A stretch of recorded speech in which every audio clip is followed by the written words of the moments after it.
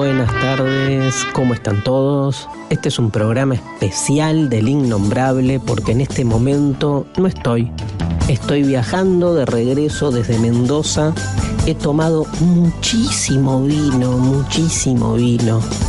Lo loco es que estoy grabando esto cuando todavía no me fui a Mendoza, con lo cual estoy expresando mi deseo más que nada. Y después llego ahí, tengo que trabajar, así que voy a tomar poco vino. Todo se juega en esta dialéctica entre mucho vino, poco vino. Bueno, veremos qué sucede. Y a esta hora estoy volviendo, así que no llego, con lo cual dejo este programa grabado y va a ser un programa especial. Ya tuvimos el martes pasado un programa especial hablando de fútbol, yéndonos un poco de nuestros esquemas. Hoy de nuevo hacemos algo distinto. Vamos a dedicarle el programa de hoy a hablar de tres pensadores, pero con una particularidad, que no voy a hablar yo de los tres pensadores, sino que vamos a escuchar a pensadores argentinos hablando sobre pensadores. Y me parece como súper interesante la modalidad, pensadores hablando de pensadores, porque de por sí el abordaje que van a hacer nuestros entrevistados va a ser un abordaje ya de algún modo sesgado en el buen sentido por su propia interpretación. Y esto es lo más rico que tiene la filosofía, que podemos ir hacia los filósofos de maneras muy diferentes. Ya la elección de los pensadores que hablan sobre los pensadores ya supone un punto de partida. No es casual que nos juguemos a escuchar a tres amigos que son, por un lado, Diana Sperling, que nos va a hablar de Spinoza, por otro lado, Pablo Dreisig, que nos va a hablar de Hannah Arendt, y Ricardo Foster, que nos va a hablar de Walter Benjamin. Son tres pensadores con los que hemos compartido muchos espacios de trabajo, brillantes los tres, docentes de alma los tres. Básicamente yo tengo como esa especie de predilección, ¿no? de debilidad por aquellos pensadores argentinos que no, o sea, los tres han investigado y son investigadores filosóficos, pero antes que nada entienden a la filosofía como un acto de docencia, como un acto de amistad, diríamos, ¿no? Digo, ¿qué es la docencia sino una forma de la amistad? Y realmente han sido convocados hoy en estas entrevistas porque esa cualidad docente es la que más nos va a permitir entonces abordar tres pensadores bastante complejos, tanto por su forma de escritura como por las temáticas que tocan y que nos parecen tres pensadores, digamos que muy interesantes para presentar y para disparar sobre todo el deseo de después poder abordarlos de una manera más profunda. Diana Sperling nos va a presentar a Spinoza. Ya hemos dedicado un programa a la frase Dios, o sea, la naturaleza de Spinoza, pero Diana nos hace un abordaje muy particular porque, digamos, intenta encontrar, digamos, en Spinoza, digamos, su diferencia con el pensamiento de la época. Después Pablo Dreisig nos va a introducir en lo que es tal vez el concepto nodular de la filosofía de Hannah Arendt, entendiendo además que Hannah Arendt, y esto no habría que decirlo, pero siempre lamentablemente hay que repetirlo, que es una filósofa, ¿no? Digo, no habría que decirlo porque no debería tener nada de excepcional, y sin embargo la lista de los filósofos es tan machocéntrica que cuando aparece una pensadora en la historia de la filosofía parece como una especie de hallazgo, ¿no? Y Pablo nos va seguramente a presentar a Hannah Arendt a través de lo que es su principal hecho de análisis, que son los acontecimientos de la Segunda Guerra Mundial, ¿no? Entender a la Hannah Arendt de los orígenes del totalitarismo, una de sus obras cumbres, y sobre todo la idea de banalidad del mal que viene como a romper con la ética del siglo XX. Y por último, vamos a hablar con Ricardo Foster. Ricardo, que está, todo el mundo sabe, lanzado directamente a llevar la filosofía a la arena política, ¿no? Y a mí siempre me gusta decir, porque Ricardo es un amigo, es alguien que a mí me ha marcado profundamente en su tarea y en su forma de hacer filosofía, que este tiempo en el que él sale a hacer política no implica el abandono de su parte filosófica. Cuando uno lo ve trabajando en la política, lo ve trabajando desde la filosofía, y para mí es un hallazgo. Independientemente que en este caso comulguemos en una misma lectura de la realidad o en una misma ideología, cuando veo, sea del partido que sea, que alguien desde la filosofía puede hacer política, es realmente celebrable por este movimiento que venimos insistiendo de sacar a la filosofía, digamos, de sus encerramientos, ¿no? Y que vuelva la filosofía a sus lugares originarios, o sea, a su propósito originario, a su sentido. ¿Para qué sirve la filosofía sino para cambiar al mundo, ¿no? Así que vamos a dar entonces inicio al programa de hoy, y después de la pausa en el primer bloque dialogaremos con Diana Sperling, que ahí nos está esperando tomando mate para hablar sobre la filosofía de Spinoza. El Innombrable, este martes, Pensadores sobre Pensadores. Segundo bloque del Innombrable, y como anticipamos en la introducción, el programa va a estar dedicado a una serie de entrevistas a pensadores argentinos que nos van a hablar de pensadores sobre pensadores, y en este caso, el primer caso, más que un pensador, tenemos una pensadora, que es una gran amiga llamada Diana Sperling. Diana, ¿estás ahí?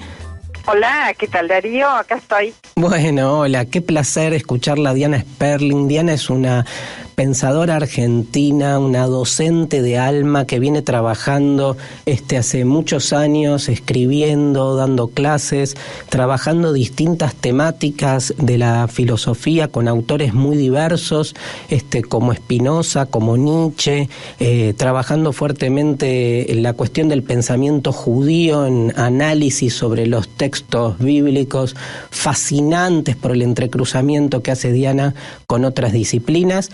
Y además es doctora en filosofía, así que es un placer, Diana, escucharte, y nuestra conversación va a girar sobre la figura de Spinoza. Lo primero que te quiero preguntar, y sabiendo que este es un programa en el que estamos intentando divulgar la filosofía para gente que no es de filosofía y que quiere acercarse al pensamiento filosófico, es ¿cómo definirías el pensamiento de Spinoza así en 2 o 3 conceptos? Digamos, ¿qué es lo nuclear? ¿Qué es lo que trae Spinoza a la filosofía para ocupar un lugar en la lista de los pensadores históricos? Bueno, resumir en pocas palabras el pensamiento de un pensador tan controvertido y tan terriblemente complejo no es tarea fácil. Más que resumir, podría dar algunas claves o algunas pistas como para entrarle un poquito a Spinoza. Lo primero que quiero decir es que circulan incluso por internet y por mail una serie de textitos que se le atribuyen malévolamente a Spinoza, diciendo algo así como esto lo diría Spinoza, y son textos prácticamente de autoayuda. Este es el peligro de la divulgación, vos sabés, Darío, porque vos y yo nos dedicamos a esto, a enseñar filosofía de una manera que sea accesible pero que no pierda rigor, ¿no? Bueno, lo que digo es que hay que tener muchísimo cuidado, porque cuando uno se acerca a un autor como Spinoza, que tardó décadas en construir una obra y un pensamiento muy atípico y muy anormal, te diría, como lo llamaría el colega Tomás Abraham, no hay que dejarse engatusar por esas fórmulas simplistas bastante pavas, de seamos felices, claro, no me importa nada más, agradezcamos a la vida por todo lo que nos da, en fin. Eso no es Spinoza. Spinoza tiene un pensamiento oscuro, incluso, ¿no? Así como Heráclito se lo llamó el oscuro en la época de los filósofos presocráticos griegos. Es muy complejo, ¿no? Muy complejo. No se puede pretender acceder al texto de Spinoza, a los textos, pero por ejemplo a la ética, así de entrada. O nadie pretende leer física nuclear, claro, o Lacan, o algún pensador así difícil, de una, sin tener una preparación previa, sin contar con conceptos de base, en fin, digamos, la filosofía tiene su jerga, tiene sus claves, tiene su metodología, tiene sus referencias, exige trabajo, exige esfuerzo, exige mucha lectura, exige una actitud respetuosa y responsable, que es lo que yo trato de transmitir en mis clases, incluso para gente no especializada en esto. Coincido totalmente con lo tuyo, en el sentido de que no es solo para especialistas, o no es para especialistas, como se decía de la política es demasiado seria para dejarla en manos de los políticos, ¿no? Bueno, con la filosofía pasa algo así. Sí, Sin embargo, lo que digo es que hay que entrar muy despacito y muy cuidadosamente en el pensamiento de Spinoza. Primero que nada, Spinoza es un pensador del siglo XVII, descendiente de marranos, es decir, de judíos que fueron obligados a convertirse al cristianismo, y que tras su conversión, que era aparente, digamos, para que no los mataran, conservaban su ligazón con la tradición judía, ¿no? Uh-huh.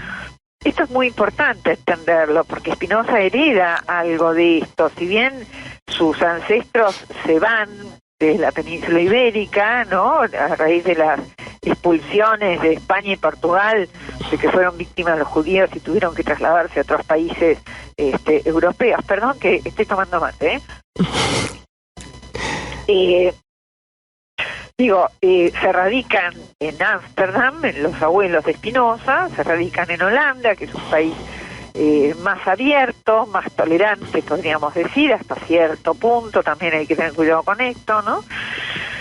Y pueden retomar su fe judía, pero quedan, yo diría, como encapsuladas en esta nueva etapa de estas familias, quedan encapsuladas estructuras de ocultamiento, de disimulo, claro, de discursos que hay que leer entre líneas, porque el pensamiento no puede expresarse en forma directa, porque por más tolerante que sea Holanda, el gobierno, que está muy involucrado con el protestantismo, las guerras de religión, todos los conflictos de la época que son inherentes a la política misma, tampoco permiten que este judaísmo vuelva a salir a la luz con absolutamente, con toda la libertad y toda la expresividad, sino que requiere de una serie de artilugios para poder mantenerse fiel a esa tradición y al mismo tiempo estar en relación con la sociedad circundante. Esto lo hereda Spinoza. Claro. Por eso su obra está llena de rastros, diríamos, de huellas de esta tradición de ocultamiento, de dobles mensajes, de lectura entre líneas, que es necesario tener en cuenta. Una de las cosas fundamentales de Spinoza, digamos, como para ubicar por qué nos puede interesar hoy en día leer a un pensador del siglo XVII, ¿no? Esta es una pregunta que muchos se hacen. Bueno, porque Spinoza, por provenir de una tradición diferente a la de la mayoría de los filósofos occidentales, digamos, los filósofos que provienen de la tradición griega, Spinoza tiene esta mezcla de la filosofía occidental y cristiana, digamos, pero al mismo tiempo ha mamado desde su más tierna infancia la formación en las fuentes judías, que es lo que se recupera en un país como Holanda, que permite que los judíos vuelvan a leer sus fuentes y a practicar sus ritos. Y de ahí, perdóname Diana, y de ahí es que él toma claramente el concepto de Dios, ¿no? Que es como el concepto más fuerte con el que de algún modo rompe todas ambas tradiciones, diría, ¿no? Porque inaugura otra manera de pensar la idea de Dios en la filosofía, ¿no? Exactamente. Yo creo que los conceptos más fuertes de Spinoza en este sentido son, como vos bien decís, el concepto, la idea de Dios, pero también la idea de potencia y la idea de cuerpo, y la idea de deseo. Son palabras que vienen ya en la filosofía. A ver, si nosotros nos ubicamos en la época, ¿quién es el antecedente inmediato de Spinoza? Descartes. Descartes, sí. René Descartes, ¿sí? Renato Descartes, digamos, que es, de algún modo, la puerta de entrada a la filosofía de la época moderna, ¿sí? Es el que rompe con, en fin, con las tradiciones más religiosas, más teológicas. De algún modo, Descartes es una revolución en su época, pero a la vez conserva todavía muchísimo del paradigma que el cristianismo ha impuesto a la filosofía. Entonces, inmediatamente después viene Spinoza, que tiene en Descartes un maestro, un antecedente. De hecho, los primeros textos de Spinoza son sobre la filosofía cartesiana. Parece seguirlo porque adopta un método casi idéntico, pero al mismo tiempo lo pone cabeza abajo, es decir, lo revierte y lo subvierte total y absolutamente. A mí lo que más me interesa de Spinoza es cómo él, siguiendo casi el texto de Descartes al pie de la letra, dice todo lo contrario. Por ejemplo, doy un ejemplo muy simple que sirve como para ubicar esta nueva corriente que inaugura Spinoza. Descartes tiene un librito que se llama Tratado de las Pasiones, las pasiones del alma, donde dice que el alma y el cuerpo son absolutamente opuestos, que si el alma actúa, el cuerpo padece y viceversa. Es decir, el alma es lo más importante para Descartes porque es la sede del pensamiento, del espíritu y demás, y el cuerpo está siempre como condenado a un lugar muy secundario, un lugar de sufrimiento, etcétera. Viene Spinoza y dice en su ética, si el alma actúa, el cuerpo actúa. Es decir, lo que hace Spinoza concretamente es refutar de una vez y para siempre el dualismo que viene desde las fuentes griegas, se traslada al pensamiento cristiano y llega a su máxima expresión en un filósofo como Descartes, que sigue manteniendo esta oposición entre sustancias como son el alma y el cuerpo, digamos, y la materia. Digamos que ante esa supremacía que planteaba la tradición del alma sobre el cuerpo, en Spinoza claramente el alma y el cuerpo son dos manifestaciones de lo mismo, ¿no? Exactamente, porque de ahí viene lo que se llama en lenguaje filosófico el monismo spinoziano, quiere decir que hay una sola sustancia, no dos sustancias, la sustancia extensa y la sustancia pensante, o el cuerpo y el alma, como lo llamaba Descartes, y esto viene de la tradición platónica, sino que hay una sola sustancia, y esa sustancia se llama Dios.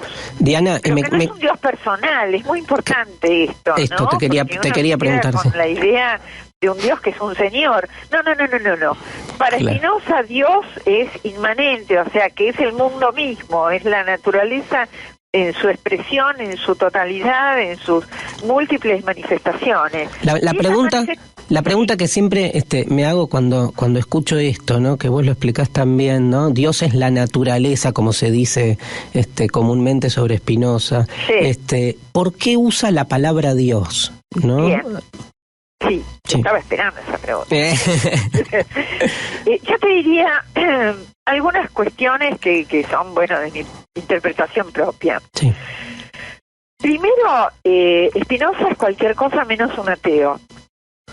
Tremendo. A mí me gusta mucho lo que dice Lacan, ¿no? Lacan en alguna de sus clases dice, cuando alguien me dice que es ateo, yo le pregunto en qué Dios no cree.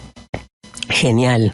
Es buenísimo. Sí, buenísimo. Quiero decir, la idea de Dios, y acá retomo un poco a Emmanuel Levinas, la idea de Dios es inherente al pensamiento humano. se lo llene con la forma que se llene, se lo nombre como se lo nombre, en fin, etcétera. Spinoza no solo no renuncia a la idea de Dios, sino que no está dispuesto, me parece a mí, a regalar un significante tan importante y tan central en la filosofía.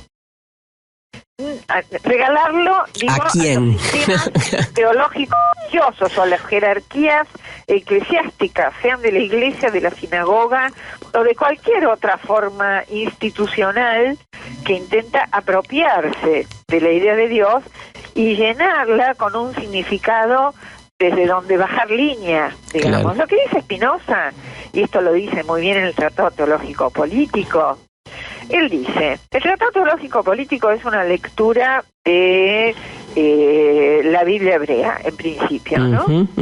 Lo que mal se llama Antiguo Testamento. Él lo que dice es, primero que nada, este texto está escrito en hebreo. Aprendan hebreo y lo van a poder leer y entender lo que dice sin necesitar que venga una autoridad, entre comillas, claro, y les diga a ustedes qué es lo que ustedes tienen que entender.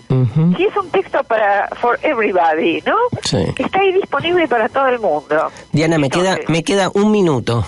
Sí, uy. Se nos fue volando. Una pastilla Spinoza, muy bien. Concretamente, lo que está diciendo Spinoza es, Dios no es apropiable por nadie, menos todavía por jerarquías eclesiásticas que intentan decirme a mí de qué se trata Dios.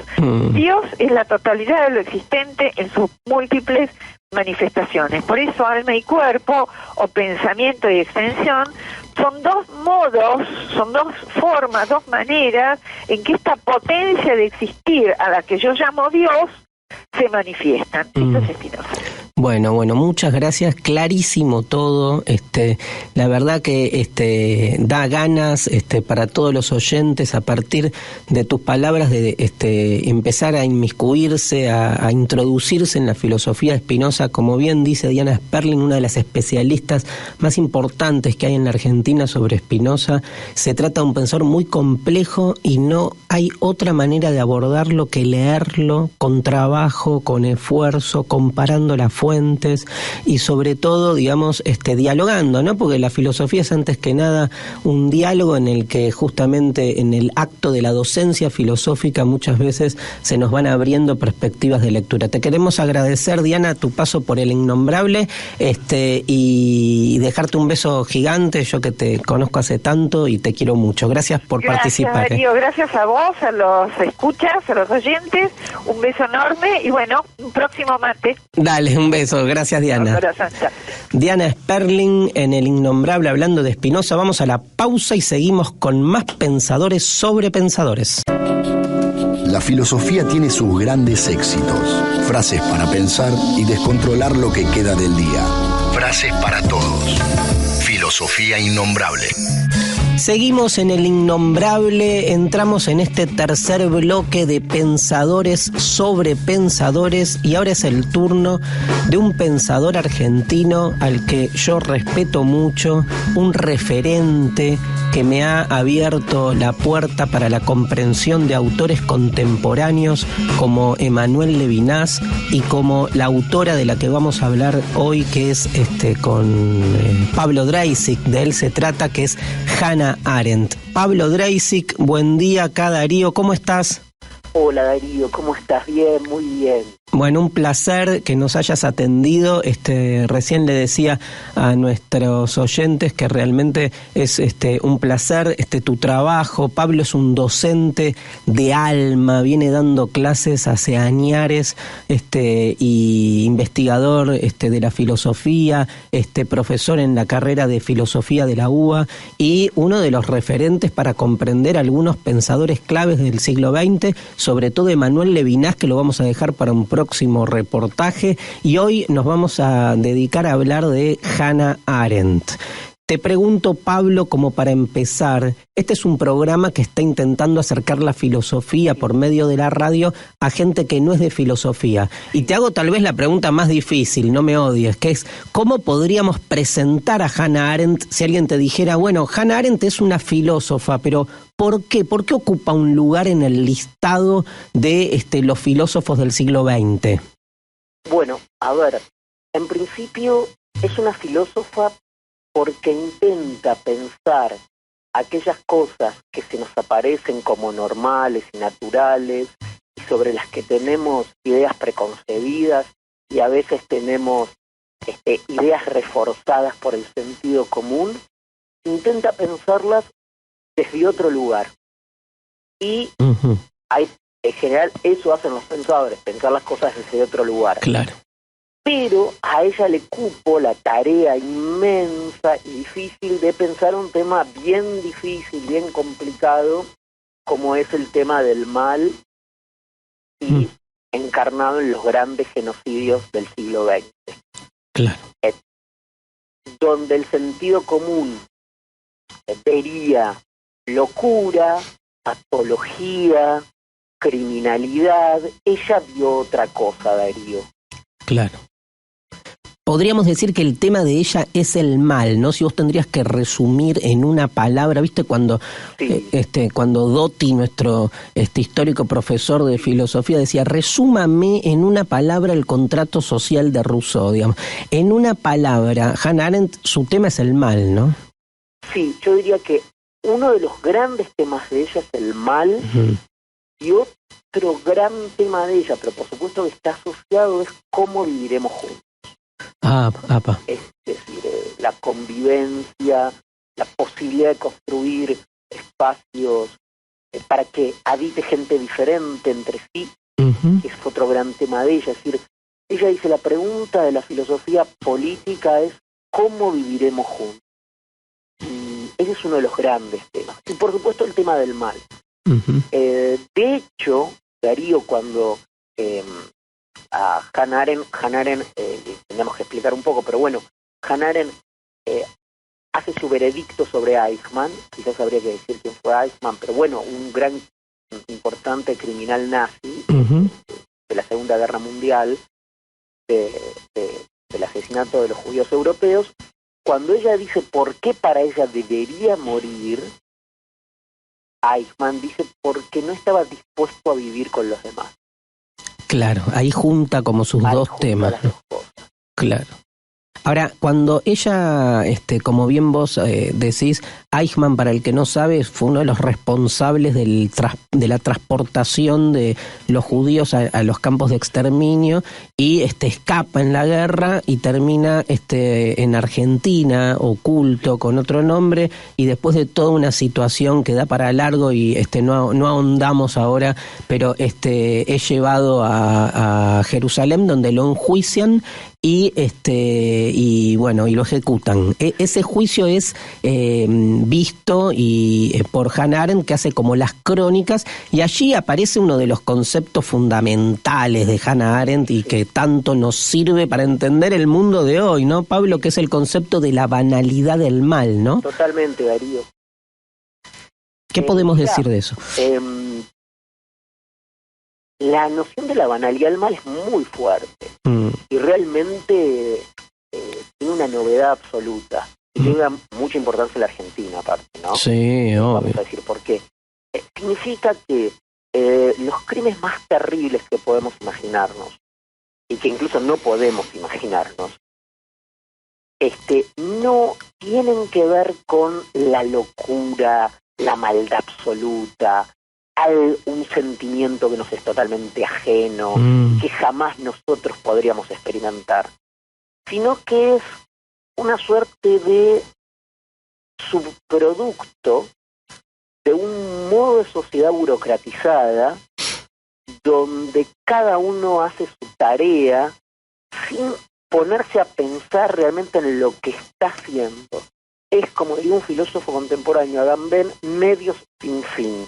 Es decir, hacer algo sin pensar en las consecuencias de lo que uno está haciendo. Tremendo. Hacer cosas sin pensar en las consecuencias que uno está haciendo tiene que ver también con un modo de estructura social burocrática. Claro. Pongo un ejemplo, suponete, ¿no? A ver, se me ocurre. Una persona que necesita un remedio para el cáncer, ¿no? Sí. Y va a un lugar, a una repartición pública entonces la persona que lo atiende le dice, no, mire, usted necesita doble firma, certificado para llevarse el remedio oncológico. No, mire, señora, yo necesito este remedio, ya estoy... No, a mí no me importa nada, a mí hasta estoy acá, me pagan para esto, yo hasta que no vea que está la triple cosa firmada por la obra social, yo no puedo darle a usted el remedio. Escúchame, ese es mi trabajo, dice, ¿no? Y ese es mi trabajo. Ese es mi trabajo. Entonces, esa persona no piensa lo que está haciendo, es una pieza en una cadena que por supuesto la sobrepasa, donde también ella es responsable a pesar de que forma parte de un sistema que la sobrepasa. Sí. Y ahí se articulan problemas morales, sociales. Donde si le da el remedio igual sin la firma seguramente la echan. Donde si le da el remedio sin la firma la echa, pero ahí es donde Hannah Arendt plantea un problema kantiano que es también la cuestión de la responsabilidad. Claro. El tema de hasta qué punto...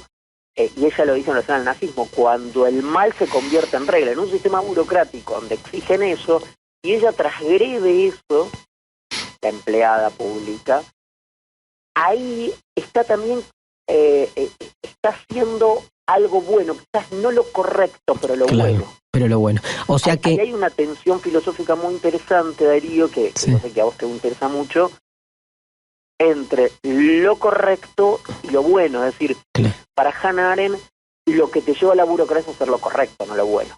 Totalmente, o sea que de alguna manera esta idea del mal, ¿no? Que de banal no tiene nada, también hay que aclarar el mal uso de la palabra banalidad, sobre todo en los que quieren pegarle a Hannah Arendt, pero digamos, lo que hace de alguna manera es romper con toda una tradición de la ética que entiende al mal de otra manera, ¿no? Totalmente. De hecho, Hannah Arendt cita a Ricardo III en La vida del espíritu, un libro, el último libro que escribió, y hay una parte de una obra de Shakespeare que hay un personaje que es Ricardo III que es un malo de película, un villano, pongamos de Batman, ¿no? Sí. Súper malo. Y en el monólogo, reproduce el monólogo de Ricardo III de Shakespeare, donde Ricardo III dice, soy malo y voy a hacer el mal, y estoy dispuesto a hacer el mal, y soy un villano. Entonces Hannah Arendt dice, bueno, lo que tenemos en el siglo XX es una maldad, pero que no proviene de esa fuente, de ese modo caricaturesco. Claro. Esos pueden ser los malos del siglo XVIII. Uh-huh. Pero hoy un malo es un señor que viste corbata y está atrás de una gran empresa o está atrás de una repartición pública o sobre todo privada también. Uh-huh. Entonces, el mal no asume características. Ahí Hannah Arendt literalmente distingue entre la maldad y el mal. La maldad es hacer algo con intención de hacer mal. En cambio, hoy el mal socialmente se produce más. Sin intención de hacer el mal, esa señora en la repartición pública que tiene que dar el remedio oncológico, no es mala. Claro. No quiere hacer el mal, pero hace el mal. Y en el caso, si llevamos esto, como vos anticipaste al inicio, a cualquier caso, digamos, de los que tradicionalmente se mencionan en la represión de la dictadura argentina, digamos, un torturador que frente a su situación esgrime como argumento yo cumplí órdenes, solo hacía mi trabajo, digamos, esa idea claramente es conceptualizable desde la banalidad del mal de Hannah Arendt, ¿no? Sí, lo que pasa es que ahí es lo que vos decías, que hay que tener mucho cuidado. Dos cosas. Una, el de cumplir órdenes no lo puede exculpar, porque decíamos que siempre hay un sistema que condiciona, pero Hannah Arendt da lugar a la deliberación interna que uno puede hacer frente a una situación dada, ¿no? Claro. La empleada pública puede, o la empleada pública o privada, un hospital privado, puede dar el certificado. Claro. Y lo mismo, lo que ella analiza en Nice Man Jerusalén, que un represor, ¿no? Sí. Un perpetrador, perfectamente puede negarse. Ella da casos concretos, incluso en la Alemania nazi, de gente que se negó. Entonces ella preserva el grado de autonomía personal de decir no, la capacidad de decir no. Claro. Bueno, preserva una ética, podemos decir. Totalmente, no es Pavlov, no es un sistema, no somos perros de Pavlov condicionados con campanita. Claro que Pavlov fue un famoso etólogo y psicólogo ruso que creía que la gente era, para hacerlo muy simple, ¿no? Respondía a estímulos. Claro. Automáticamente. Bueno, no somos eso. Bueno. Sí, el mal o ciertas reglas pueden convertirse en costumbres, ¿no? Claro. Para mí lo mejor de eso es Ionesco, en la obra El Rinoceronte. Ah, no la leí. Es fantástica. En El Rinoceronte de Ionesco... Eugen Ionesco, ¿no? Como, sí. Exacto, un escritor rumano, autor de teatro rumano, que vivió en París y que tiene una obra llamada El Rinoceronte, donde es un tipo que un día se da cuenta que el tipo de al lado, en su trabajo, empieza a rebuznar como un rinoceronte. Después sale a la calle y el tipo que le vende cigarrillos también. Todo el mundo se está convirtiendo en rinocerontes. Entonces es poco a poco como, digamos, esta cosa que se va... Genial. De alguna manera nos vamos embruteciendo todos, poco a poco, ¿no? Y que hay que resistir al sentido común, a embrutecernos. Pablo, ¿cómo termina, por favor, El Rinoceronte? Y el personaje gritando "soy el último hombre" por la calle. Wow. Y todos convertidos en rinocerontes. Bueno, te agradezco mucho tu participación. Sabés que me quedaría hablando toda la vida con vos. Bueno, tenemos que desayunar, Darío. Tenemos que desayunar, tal cual, muy iluminador lo de Hannah Arendt, tan actual, tan para pensar el mundo contemporáneo, y un placer hablar con uno realmente de los filósofos argentinos más importantes y más claros que tenemos hoy dando vueltas, así que un abrazo gigante. Pablo Dreisig, muchas gracias. Un abrazo enorme, Darío, hermano, amigo y consultor. ¡Epa!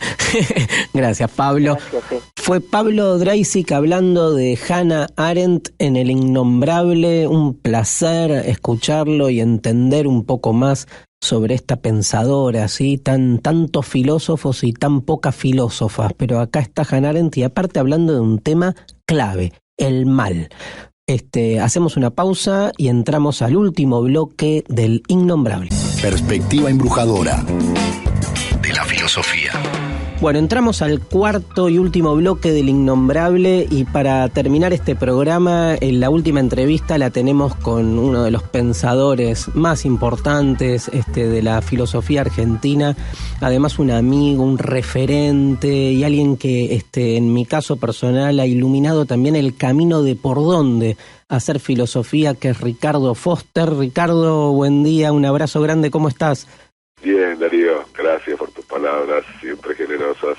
No, por favor, a ver, además, digamos, tu salida del claustro filosófico, vos sabés que yo estoy en esta tarea de sacar a la filosofía de los claustros a través de los medios, y siempre me preguntan, ¿qué es esto de hacer filosofía por fuera de la filosofía? Y yo digo, no se trata solo del caso de hacer divulgación filosófica en los medios, sino también de cómo la filosofía entra en otros lugares, como por ejemplo la política o el periodismo. Y me parece, claro, me parece que vos estás en ese caso mostrando que desde la filosofía se puede hacer política, porque no es que dejás de lado, ¿no?, la subjetividad filosófica. Claro, Darío, lo sabes mejor que yo, la filosofía nació en las calles de Atenas, como debate público, como intento de abrir una cantidad de cosas que estaban selladas, que haya después recalado siglos y siglos después en algunas universidades, no significa que ese sea el lugar natural de la filosofía, ni mucho menos. La filosofía tiene que ver con la cotidianidad, con el poder, con el cuerpo, con el deseo, con la libertad, con la opresión, con las convicciones, con los ideales, con las derrotas, con tantas cosas que sería absurdo imaginarlas solo en mano de sesudos investigadores que nunca salen de cuatro paredes. Me parece que la historia de la filosofía es también la historia de su relación intensísima, compleja con el mundo de la vida, ¿no? Te quiero preguntar, la entrevista es sobre Walter Benjamin, estamos haciendo como un programa llamado Pensadores sobre Pensadores, y siendo un programa que es para gente que no es de filosofía, te hago tal vez la pregunta más difícil, alguien que además ha hecho su tesis de doctorado sobre Benjamin.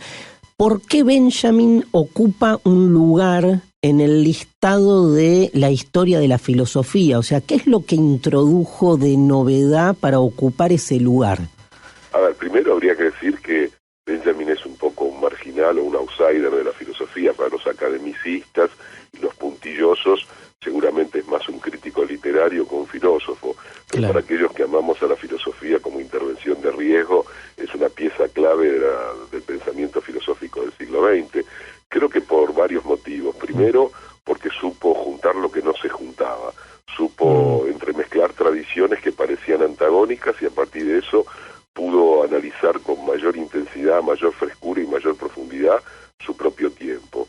Por otro lado, porque, como él decía, buscó pasarle a la historia el cepillo a contrapelo, es decir, claro, que hablen aquellos que no tenían voz, hacer visible lo invisible, penetrar en ese territorio vedado por el discurso de la dominación y dejar que volviesen a aparecer las voces de todos los que habían sido silenciados a lo largo de la historia.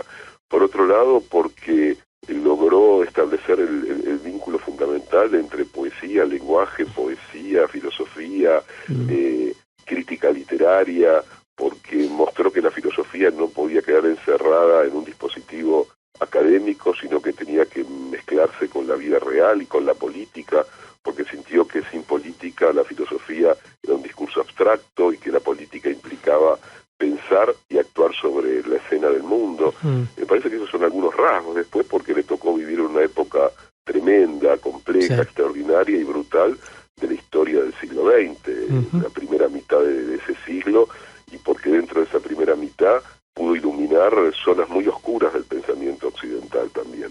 Es de la saga de pensadores como Freud, como Adorno, como Marcuse, como Buber, pensadores como Kafka, que le dieron una dimensión completamente nueva a la propia crítica del mundo y a la propia crítica de la filosofía.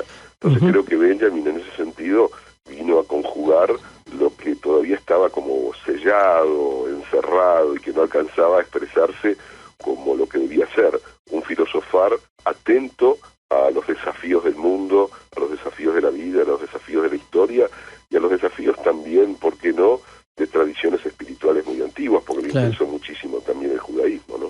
Sí, eso es como lo más interesante cuando uno ve el cruce de fuentes que hay en Benjamin, ¿no? Este cruce entre, por un lado, un mesianismo judío tradicional y, por otro lado, el pensamiento libertario más radical, ¿no? Es como una novedad muy interesante y da un pensamiento nuevo, ¿no? Es lo que un crítico ya asoció con la idea de afinidades selectivas, ¿no? Es decir, de qué manera juntar a Kropotkin o Bakunin, pensadores del anarquismo, con el Talmud, el claro, libro de la tradición judía, de qué manera vincular la tradición mesiánica con la revolución rusa, de qué modo establecer un vínculo entre Marx y un poeta romántico. Todo eso está en el pensamiento de Benjamin y lo hace extremadamente potente, desafiante, lo que él llamaba la lógica de los extremos, iluminar el mundo a través de la lógica de los extremos, no para negar uno u otro, sino para mostrar cómo se vinculan, se potencian y nos permiten comprender mejor la densidad de la vida. La vida no es un camino rectilíneo, uniforme, homogéneo, sino que la vida es justamente el lugar de las mezclas, lo laberíntico. De ahí que también en su reflexión hay una construcción distinta respecto a la idea del tiempo histórico. Claro. Para Benjamin no se trataba de pensar la historia como una linealidad lanzada hacia adelante, un tiempo, como él llamaba, homogéneo y vacío, donde el discurso siempre era el discurso de los triunfadores y los daños eran simples daños colaterales, sino tratar de pensar la historia desde sus zonas de ruptura, de dislocamiento, donde el pasado reaparecía cuando el presente se dirigía a él para transformarlo en la demanda que el propio presente hacía de ese pasado en términos de cómo abrir los nuevos caminos de la realidad. Sí, entonces para Benjamin siempre el tiempo tiene que ver con el lugar, el presente desde el cual se interpela el ayer y el mañana, y ahí girando sobre eso una nueva concepción del tiempo histórico, ¿no? Vos mencionabas a un crítico que es Lowy, ¿no? Michael Lowy, sí, que en un libro en el que va analizando la tesis de la filosofía de la historia, donde están un poco estos últimos conceptos que vos nos estás compartiendo, él lo que hace es muestra de qué manera estos conceptos pueden iluminar la realidad latinoamericana de los últimos años. Sí. Yo te pregunto, ya que estás dedicado fuertemente a la actividad política, ¿hasta qué punto Benjamin tiene esa actualidad para pensar lo que está sucediendo hoy en Argentina y en Latinoamérica? Mira, yo intenté en estos últimos años, incluso en algunas de las escrituras en las que caí ahí con cierta necesidad de pensar este momento, intenté vincular lo que para mí es justamente la tradición de Benjamin con lo que yo percibía que estaba sucediendo en nuestro país y en nuestro continente y lo que me estaba pasando también a mí. Claro. La idea de lo inesperado, de lo excepcional, la idea de la ruptura. Está en tus libros, ¿no, Ricardo? Una historia que no debe ser analizada como una evolución necesaria, como una acumulación ascendente, como eslabones que se van uniendo, sino también está a la espera de la oportunidad, a la espera de ese relámpago que, como dice él, en la noche oscura nos ilumina un camino que no imaginábamos tener delante. Me parece que en América Latina y en la Argentina se ha dado un tiempo de giro, un tiempo excepcional, un tiempo de ruptura, un tiempo de novedades, y también la idea de que no hay nada garantizado en términos del avance de la civilización, el triunfo del progreso, que en realidad, diría Benjamin, lo único garantizado en el movimiento de la historia es la repetición de la barbarie. Claro. Por eso cuando se interrumpe, cuando se produce un dislocamiento o se genera una ruptura dentro de esa repetición de la barbarie, es cuando uno puede imaginar que la idea de la emancipación, de la libertad, de la igualdad, los sueños, vuelven sobre la escena del presente. Entonces yo creo que mucho de Benjamin nos permite entender la riqueza, la complejidad y la iluminación de este momento sudamericano. Si no, no podríamos entender lo que efectivamente ha venido sucediendo y la novedad que encierra lo sucedido, cuando ya no analizamos la realidad con paradigmas de repente de otro contexto histórico, sino que tenemos que analizarlo a partir de este contexto. Claro, esto vos lo trabajaste en muchas notas que hemos leído en página 12, pero también está compilado en una serie de libros, ¿no? Sí, bueno, en estos años traté de pensar la realidad argentina y van desde un libro que publiqué en el 2008 y cierra con el último, se llama La anomalía kirchnerista, en el medio la anomalía argentina y después el litigio por la democracia. Y también un libro que le dediqué a mi queridísimo amigo Nicolás Casullo, que salió este año, se llama Nicolás Casullo, Semblanza de un intelectual comprometido. Allí traté de seguir pensando benjaminianamente la demanda de este tiempo extraordinario. Esa fue mi intención, no sé si lo he logrado, pero para mí política, historia, filosofía, amistad son parte de un mismo combo, son parte de una misma manera de pensar la vida, de construir los vínculos, de soñar una sociedad que sea más justa. Entonces, para mí es casi natural que el pensamiento de Benjamin regresase sobre mi lectura de este tiempo argentino. Bueno, se nos acabó el tiempo, hablando del tiempo, del tiempo en Benjamin. Yo te agradezco mucho. Claramente te quiero una última cuestión, o sea, es Benjamin tu pensador, ¿no? Perdón el reduccionismo, pero aunque hubiera otros, la manera como me tocó, me conmovió y se ha quedado en mí y lo ha transformado seguramente en el pensador más vital para mi propia mirada del mundo. Bueno, Ricardo Foster, muchas gracias por atendernos. Sé que estás medio engripado y la buena onda de siempre. Y bueno, mucha suerte, te bancamos, te apoyamos y te seguimos en tu actual candidatura. Un enorme abrazo y con toda mi amistad. Bueno, un abrazo grande. Gracias, Ricardo.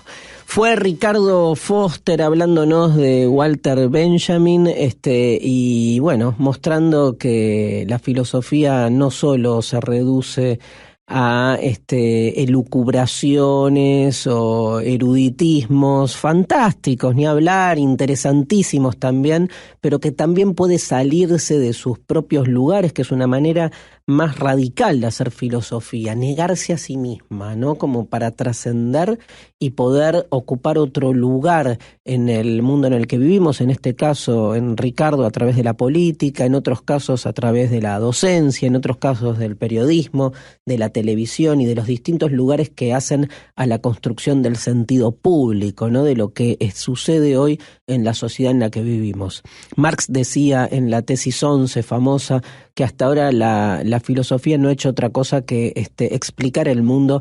Llegó el momento de transformarlo. Creemos que estos pensadores de los que hablamos hoy claramente son un ejemplo de ello, y agradecemos a los pensadores argentinos que nos han hablado sobre pensadores. Hasta aquí hoy, martes, El Innombrable, en este programa especial. Nos vemos el próximo martes y los queremos mucho.